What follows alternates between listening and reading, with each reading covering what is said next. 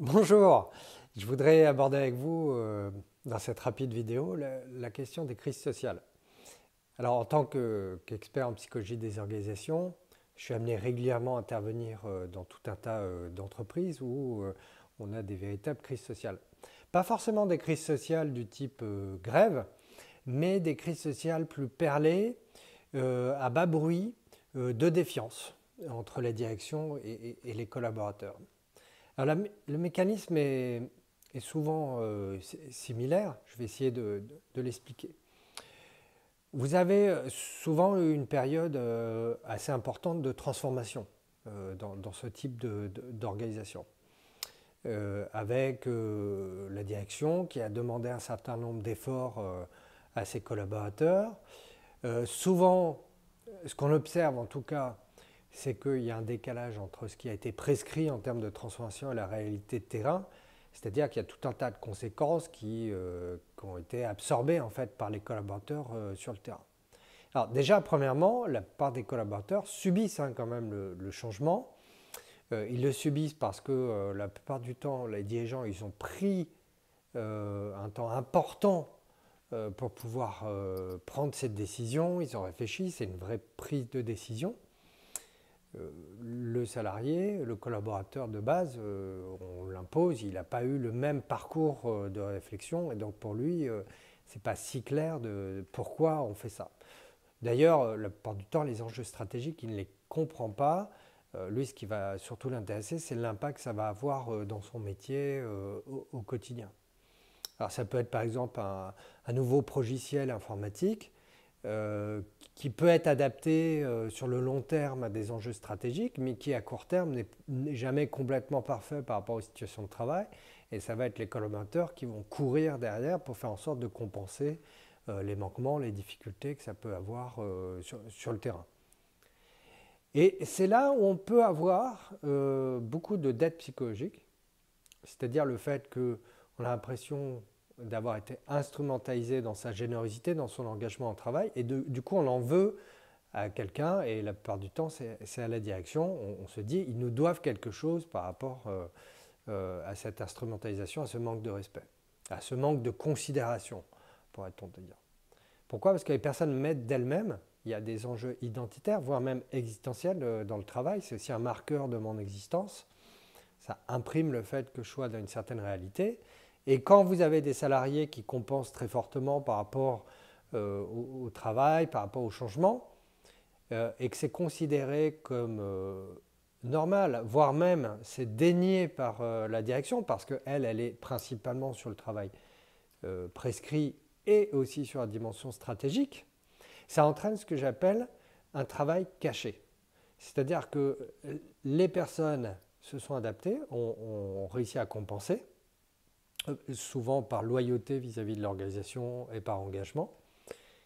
Et ça ne peut pas être dit, ces difficultés, parce que finalement, l'entreprise va bien, grâce aux efforts des salariés, mais la direction, soit n'en a pas conscience, soit n'a pas envie de discuter de ce sujet-là.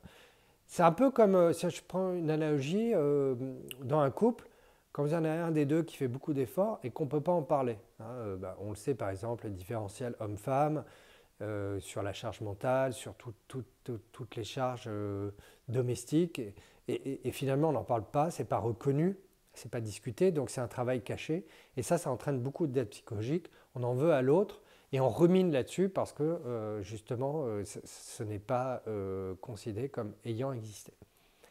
Alors progressivement, ces dettes psychologiques, elles vont modifier l'engagement des personnes au niveau euh, psychologique, subjectif.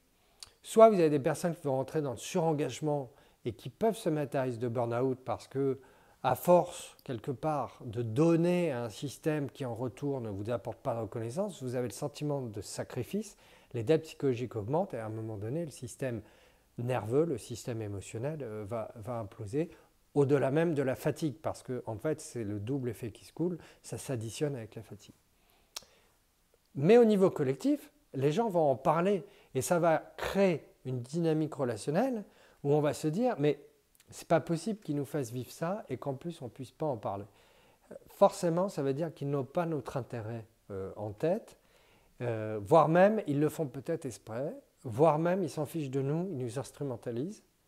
Donc il va y avoir une défiance, voire même une espèce de dynamique paranoïaque collective dans laquelle on voit la direction comme un ennemi potentiel. Ça se fait de manière assez inconsciente, mais ça va structurer la relation, le rapport de communication entre la direction et ses salariés. Alors, la direction peut elle-même vouloir faire tout un tas de choses positives. Réorganiser des services, remettre des bonnes conditions matérielles à tel endroit. Mais tout ça va être maintenant perçu à travers le prisme d'une relation de défiance. Et c'est là où ça va devenir un cercle de défiance systémique. Pourquoi? Parce que la direction va être disqualifiée dans ses tentatives de solution. Et du coup, on va dire, vous voyez, ils sont ingrats.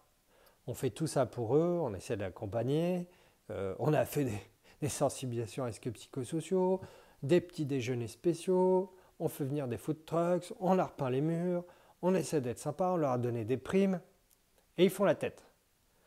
L'enjeu n'est plus là. L'enjeu, il est relationnel.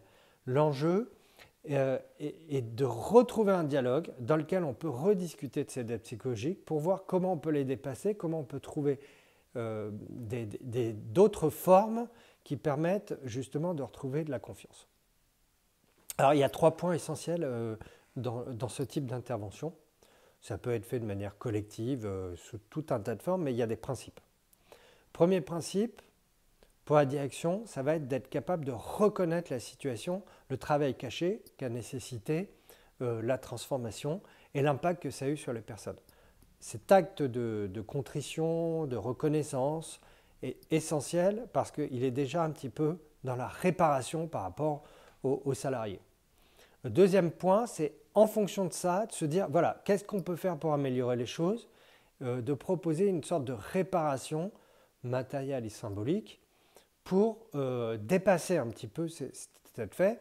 Le meilleur étant de se dire, on apprend par rapport à la transformation pour ne pas refaire les mêmes erreurs, parce qu'une boîte, ça se transforme tout le temps, donc elle a besoin aussi d'apprendre à ne pas reproduire ce type d'erreur, et on sera plus vigilant la prochaine fois pour faire en sorte que ça se passe mieux. Et après, vous avez un troisième principe, qui est que c'est aussi aux salariés de comprendre que si, quelque part, ils ne font pas un pas,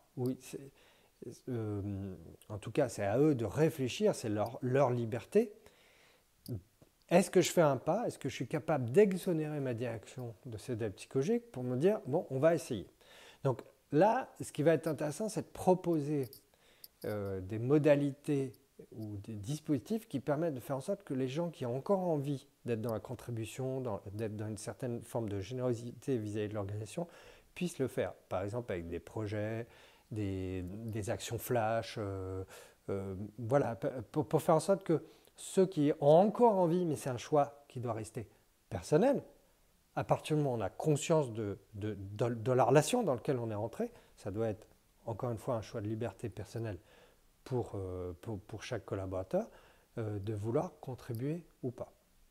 Ce qui est important, c'est de ne pas rentrer forcément dans le diagnostic quand on est en crise. Parce que souvent, c'est dire, on va faire un diagnostic, on va essayer de comprendre, on va faire un plan d'action. Non, on doit mettre en place des dispositifs qui permettent, certes, de pouvoir faire le diagnostic, mais la plupart du temps, il n'est pas si compliqué que ça, mais surtout de recréer un dialogue autour de ce qui s'est passé. Et c'est ça qui est important. Il y a une vraie confusion entre les diagnostics et le dialogue. Ce qui répare une crise sociale un peu perlée, c'est de faire en sorte de mettre en place des dispositifs où les dirigeants et les collaborateurs peuvent se parler avec un tiers, par exemple, comme un consultant. Donc, il ne faut pas rentrer trop dans le diagnostic, mais plutôt dans des dispositifs de dialogue par rapport à ces situations-là. Voilà, j'essaie de ne pas être trop long. N'hésitez pas à regarder, par exemple, mes livres ou des articles que j'ai pu écrire sur ces sujets. Et je vous dis à bientôt pour une prochaine vidéo.